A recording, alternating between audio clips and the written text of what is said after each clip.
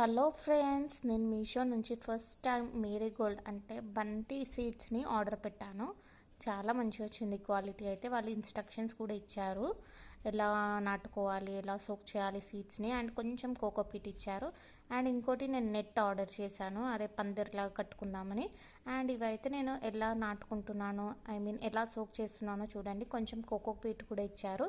So ఇలా ఒక కుండీలో వాళ్ళ ఇచ్చిన దాన్ని కోకోపీట్ ఇలా వేసుకొని అండ్ నేనైతే సీడ్స్ అయితే పెట్టుకుంటున్నాను. నేనైతే 2 కంటైనర్స్లో పెట్టుకున్నాను. ఫస్ట్ అయితే కొంచెం మట్టి తీసేసి కొంచెం లెవెల్ చేసి కోకోపీట్ వేసేసి ఇలా సీడ్స్ అన్నీ స్ప్రెడ్ చేస్తున్నాను.